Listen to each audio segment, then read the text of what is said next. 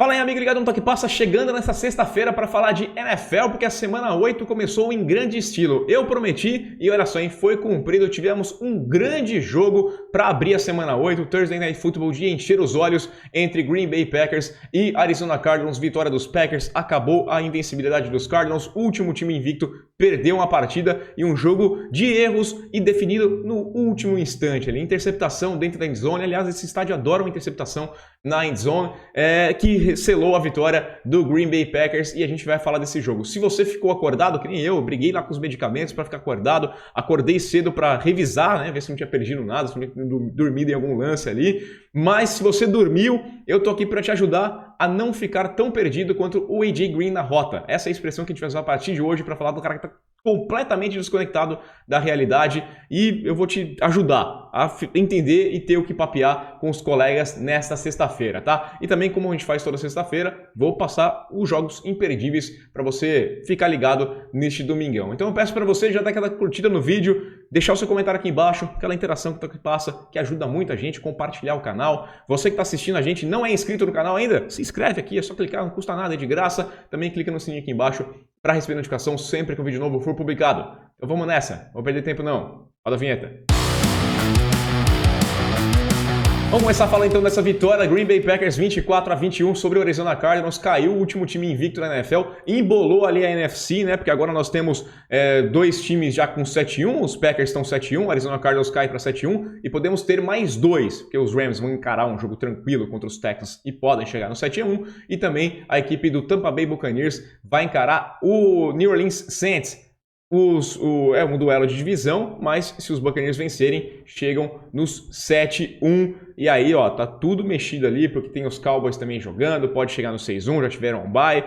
Dá uma embolada, tá tudo aberto de novo e não temos mais um time invicto. Então, o time do Miami Dolphins de 72 pode estourar os champanhes, por mais que o Don Shula tenha desmentido essa história, falou que não rola isso, né? Para quem não sabe, o Miami Dolphins de 72 é o único time a conquistar um Super Bowl de forma invicta. Temporada regular naquela época tinha 14 jogos, eles venceram os 14, venceram os playoffs e foram campeões. E aí surgiu a história, né? Teve um caso, o Shula falou que foi só uma vez ali, que dois jogadores comemoraram a queda de um invicto, mas eu prefiro acreditar que tem um bando de velhinho aí amargurado, porque não dão tanto valor aí para o Miami Dolphins de 72, que estão aí festejando então a queda do último time invicto. Ninguém vai equiparar o que eles fizeram lá em 72. Mas vamos falar aqui desse jogo porque era improvável. Eu até fiz meu palpite, errei já o primeiro palpite da rodada. Eu coloquei um leve favoritismo para os Cardinals, porque os Packers tinham muitos desfalques. Semana curta, jogando fora de casa, né? Esse fator geralmente dá uma ligeira vantagem para o time da casa, jogar na quinta-feira em casa. E os Packers sem o Davante Adams, sem o Allen Lazard, sem o Bakhtiari, sem o Myers, o Valdes-Scantling, que até falei aqui que seria um bom reforço voltando da Injury Reserve, não foi ativado. Então, muitos problemas de pessoal, e mesmo assim a equipe dos Packers conseguiu superar. Aaron Rodgers, é claro, que é um fator muito determinante para tudo isso, né? Mas ele não teve uma partida. Eu vou usar uma expressão que meu amigo Felipe Alencar gosta de usar, que é o tático, né? Ele foi tático, ele teve 22 de 37 nos passes, 184 jardas, não é um número que a gente vê de Aaron Rodgers, e 2 passes para touchdown, aí sim um pouquinho mais próximo do que a gente está acostumado. Mas foi um jogo marcado muito por erros, né? Principalmente do lado dos Cardinals, que tiveram 3 turnovers. É difícil você vencer um jogo com 3 turnovers. O primeiro deles foi um muffed punt, né? O Moore toca na bola ali, os Packers poderiam ter anotado o touchdown já de cara, porque recupera ali, mas ele para na linha de 3 jardas e abdica do jogo. Ele poderia ter rolado até a endzone e conquistado o touchdown, mas e aí uma besteira também dos Packers, né? Eu não vou entender. Primeira para touchdown da linha de 3. Eles chamaram 3 vezes o passe. E o jogo terrestre já estava estabelecido com o Dillon, com o Jones. Eles conseguiram 151 jardas corridas. Por mais que você tivesse esses desfalques na linha ofensiva, a linha estava fazendo um belíssimo trabalho abrindo espaço para as corridas. E eles não correram a bola. Eles tentaram 3 vezes o passe E aí diminuíram o prejuízo do Cardinals, chutando apenas um field goal. Começa o segundo tempo, mais um turnover dos Cardinals. Os Cardinals tiveram um primeiro tempo muito quieto ali no ataque, né? Porque foram 3 and outs. Foi meio lento de novo. Eu até falei isso aqui, ó. Você não pode começar de forma lenta. Eles tinham começado de forma lenta contra os Texans no final de semana. Eu falei, você não pode começar desse jeito. Você precisa começar lá em cima, porque o Aaron Rodgers te mata. E ele se aproveita da situação. Né? Um efeito disso foi a defesa ficar cansada, porque a defesa passou muito mais tempo em campo do que o ataque dos Cardinals. Mas aí tem essa interceptação do Murray no comecinho do segundo tempo, ali na linha de 14 jardas, um pouquinho de erro do Murray, um pouquinho de erro do recebedor, acho que a bola não foi mal colocada, mas também ela vai jogada para cima e cai no colo do adversário. E aí, dessa vez, os Packers aproveitam e marcam um touchdown com o Cobb, né? O Randall Cobb, que foi uma exigência, assim, digamos, do Aaron Rodgers, fez questão que o Cobb voltasse, ele tem uma conexão muito boa historicamente com o Cobb, então foi um bom jogo. Aliás, o Cobb marcou 2 touchdowns, ele recebeu 2 touchdowns da equipe dos Packers nesta partida. Aí começou uma certa trocação, né? Até estabelecer esse placar, foi touchdown de um lado, touchdown de outro, todas as campanhas terminando com touchdown, até que vem a última campanha ofensiva da equipe do Green Bay Packers, que seria até de uma forma exemplar, né? Se terminasse com touchdown, não terminasse da forma que terminou, porque eles gastam bastante relógio, eles vão mesclando corrida com passes, chega na terceira descida, e aí consegue uma nova leva de downs e vai desgastando, vai gastando o relógio, vai passando o tempo e para ali na beira da endzone. Poderia ter marcado o touchdown com o Jones correndo. Eu não vi a arbitragem, aliás, anotou o touchdown dentro de campo, mas depois reviu e voltou atrás. Eu não vi uma imagem que me provasse que tinha que ser revertido esse touchdown, mas eu também não vi uma imagem que me provasse o touchdown do Jones lá no segundo quarto, no primeiro tempo da partida. Então, ficou elas por elas, tá? Eu confesso a você que eu não entendi a arbitragem de vídeo nesse jogo aqui, nesses 2 lances, mas ficou equilibrado, meio a meio. Voltou atrás e aí, na linha de 1 jarda, de novo a equipe dos Packers não consegue invadir a endzone. Impressionante, chamadas erradas, gastou o tempo errado também nessa campanha, sabe, alguns pedidos de tempo só porque ia ter delay of game por conta do barulho, não conseguiu alinhar e fazer o snap a tempo. Tem um delay of game, quando estava na linha de 1 jarda, volta para a linha de 6, o Aaron Rodgers corre e para de novo na linha de 1 e aí depois não consegue, não chama o quarterback sneak, não tenta uma corrida, sabe, foi um absurdo, terminou de uma forma muito ruim essa campanha e deixou uma última chance para os Cardinals na linha de 1 jarda. O que eu achei dessa última campanha dos Cardinals? Num primeiro momento, eu falei, cara, o Murray amarelou, o Murray gelou, ele sentiu a pressão, quase sofre um safety na corrida ali do Edmonds, que consegue esticar o braço e pôr a bola de volta na linha de 1 jarda, seria um safety. O Murray também tem que se livrar da bola rápido, não consegue uma conexão. Mas aí, cara, foram 2 passes muito rápidos pro Kirk e depois um outro passe pro Moore. E o time já tá no campo de ataque, já tá quase em field goal range. Já tinha chance de chutar um field goal para vitória. Dentro dos últimos 2 minutos, fazendo uma campanha precisa, olha, maravilhosa. Para na linha de 5 jardas e aí chegamos no clímax desse jogo, né? Porque linha de 5 jardas...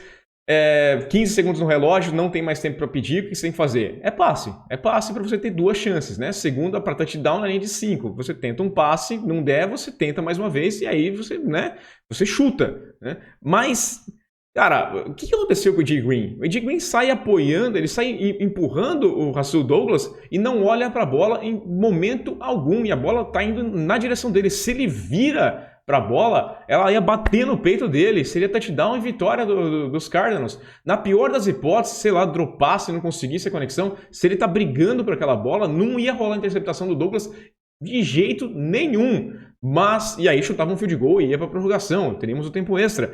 Mas, cara, que absurdo, AJ Green completamente desconectado. Até depois na coletiva o pessoal falou, não estava na mesma página, cada um estava pensando numa coisa. O Green parece que estava meio que protegendo por uma corrida, não sei que ele pensou que seria um screen e aí viriam correndo de trás. Não sei o que ele imaginou, mas o passe foi em direção a ele e estava perfeitinho. Era só ele ter virado para a bola.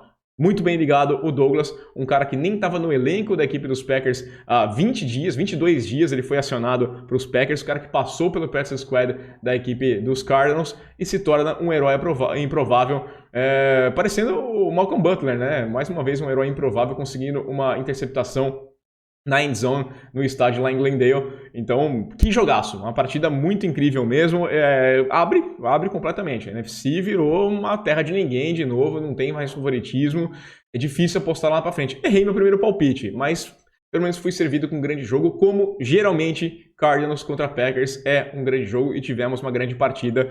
Deixa aí o seu comentário aqui dizendo o que você achou e se você gostou também ou não da expressão do mais perdido que o AJ Green na rota. Agora vamos falar do que nós temos pela frente, temos grandes jogos neste final de semana, uma expectativa lá pro alto. Lembrando que no domingão, assim que acabar a primeira leva de jogos, eu vou voltar aqui no canal para fazer um vídeo falando dos principais resultados, mais momentos, e aí na segunda-feira a gente vem para falar também do restante da rodada. Tem jogo bom. Vou começar com os jogos do domingo das 2 da tarde. Nós temos alguns jogos que devem ser um passeio, os Bengals devem atropelar os Jets, assim como os Rams devem atropelar os Texans, sem problema nenhum. A gente deve falar dos Rams, que devem estar 7-1 também, a gente vai trazer um pouquinho mais, os Bengals podem dar uma disparada dentro da divisão, então a gente vai falar desses dois jogos.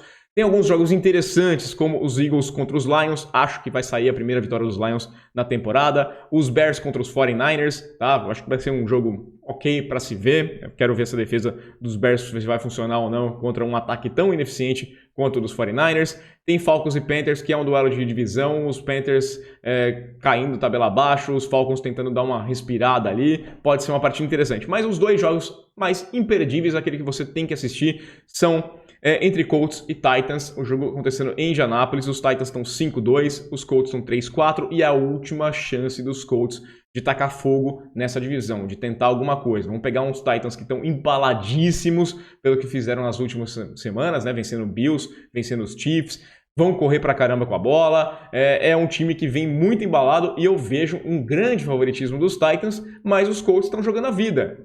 E a gente viu alguns bons finais do Wentz nas últimas semanas, então podemos ter uma partida interessante, acho que vale a pena você dar uma olhada nesse jogo, assim como o outro duelo de divisão, que é entre o Cleveland Browns contra o Pittsburgh Steelers. Os Browns ainda não sabendo se vão poder contar com o Baker Mayfield, mas o Chubb deve jogar. É um time que precisa vencer, tá? 4-3, os Steelers estão 3-3. Se perder a equipe dos Browns, vai ficar difícil até a briga por playoffs, por wild card, né? Não tô nem falando aí da briga da divisão, já o wild card mesmo. Eles agradeceram a vitória dos Bengals sobre os Ravens na semana passada, mas eles precisam fazer a parte deles. E enquanto isso, os Steelers tentam surpreender, né? A gente estava falando que era carta fora do baralho, mas se vencer os Browns, você vai descartar um time ali que vai estar 4-3 também? Eu acho que pode dar uma embaralhada bastante nessa divisão. Prevejo jogos bem interessantes nessa primeira leva de jogos das 2 da tarde de Brasília, 5 da tarde para mim, porque vai mudar meu horário, acaba o horário de verão aqui na Europa, depois na outra semana já acaba nos Estados Unidos também, e aí piora um pouquinho para o Brasil e fica tudo na mesma para mim aqui na Europa. Depois, na segunda leva de horários, né, começando ali nas 5 da tarde, na faixa das 5 da tarde no horário de Brasília.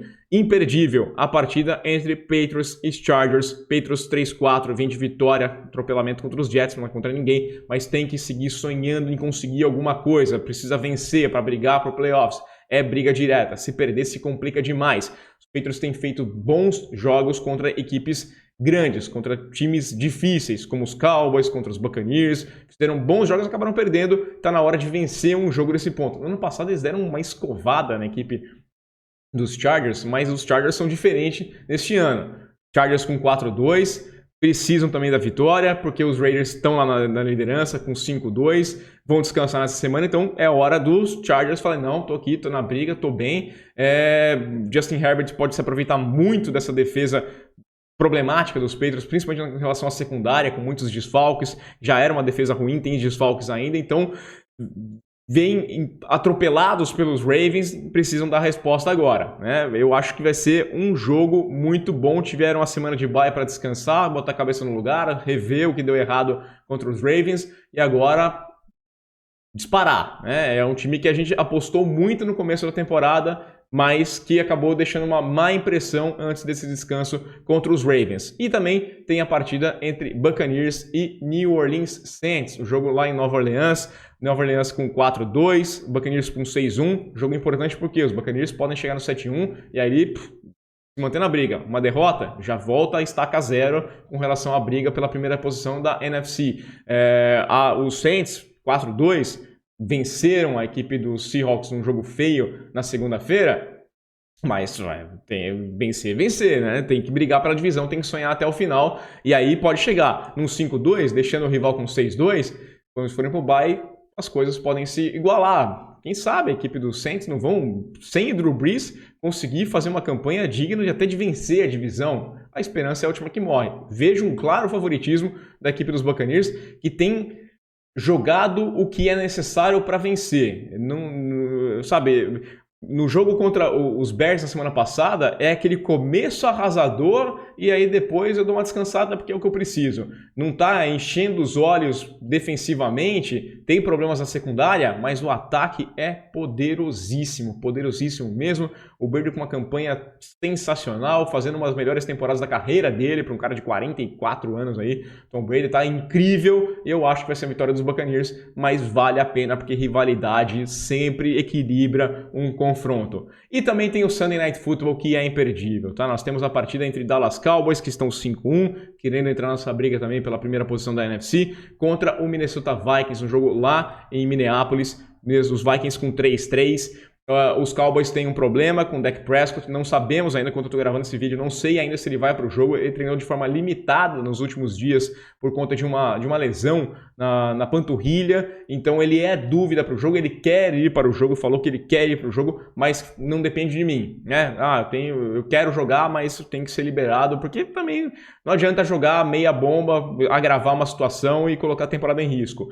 Do outro lado, você tem o Kirk Cousins, que por mais que a gente tenha um monte de reclamação, ele tem sido um cara muito efetivo, né? Em 6 partidas que ele jogou, ele está com 1.769 jardas, ou seja, ele está com quase 300 jardas por partida, são 13 passes para touchdown e apenas 2 interceptações. Os Vikings têm uma defesa forte, vão encarar uma defesa forte da equipe dos Cowboys, então vai ser um duelo de 2 defesas interessantes, com quarterbacks que podem entregar. Se o Dak não jogar, a situação, o favoritismo passa muito para o lado dos Vikings. Se o Dak jogar, eu até coloquei um palpite para os Vikings que é muito mais feeling do que qualquer outra coisa.